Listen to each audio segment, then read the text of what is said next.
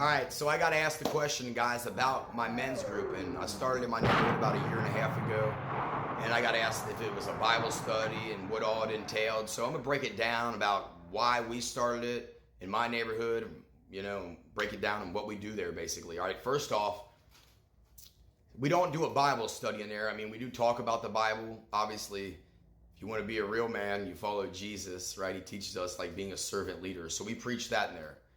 I preach that in there anyway.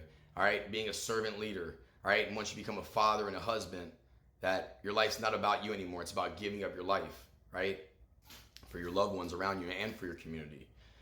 So the men's group, most men suffer in silence. We all have issues. We all struggle with things. We all have vices, right? All these things.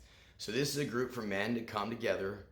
Most men don't have anybody else to talk to, or they don't talk to anybody about it.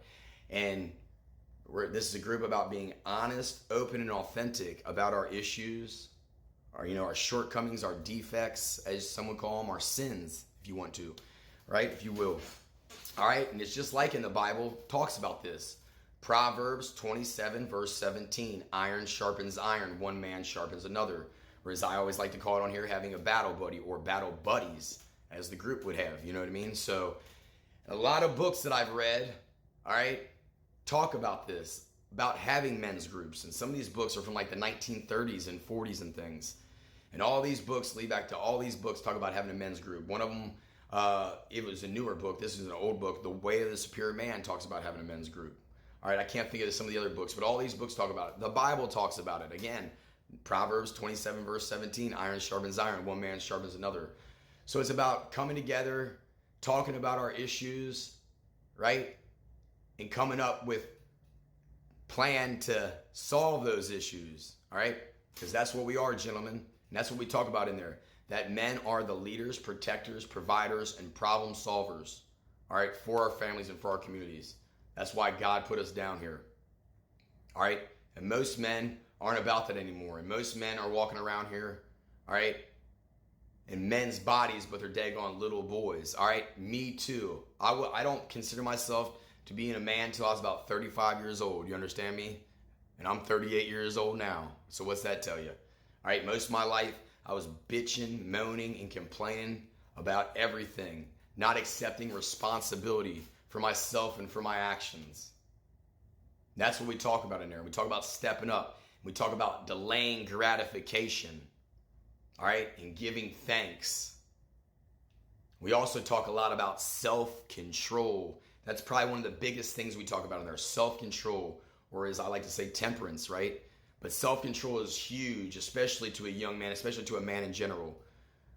All right, we all suffer from things: drugs addiction, pornography addiction, alcohol addiction, gambling, gaming, being on your devices all day long and scrolling all day long. And we talk about constantly a man who lacks purpose will distract himself with pleasure.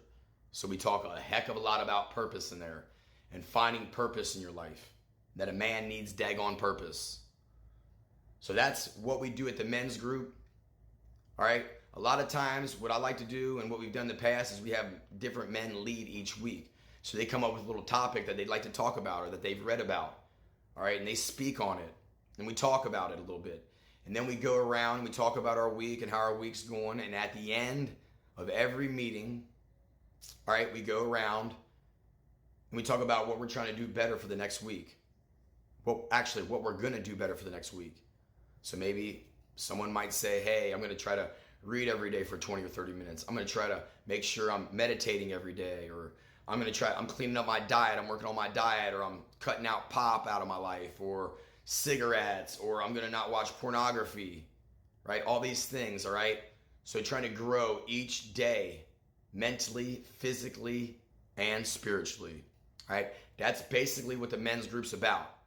All right, now there's a few books that we talk about reading in there. Obviously, the Bible's number one. All right, The Way of the Superior Man is another really good book. Man's Search for Meaning is another awesome book. And Iron John. Those are a few books to start off with. Also, The Road Less Traveled. At least those are my opinion on some really good books to start off with, that we start off with and talk about, maybe you might want to read in there and stuff like that. But that's what this is about. The men's group is about, wanting to grow mentally, physically, spiritually, and better yourself every day, right? 'Cause that's how we change the world. It's by changing ourselves, gentlemen. It all starts with us, all right? So that's what it's about. If you guys have any more questions about that, I appreciate you guys asking me, all right? But that's why we do what we do over here, gentlemen. Again, Proverbs 27, verse 17, iron sharpens iron. One man sharpens another. Do you have a battle buddy? All right, gang, now go out there and go get you some, baby.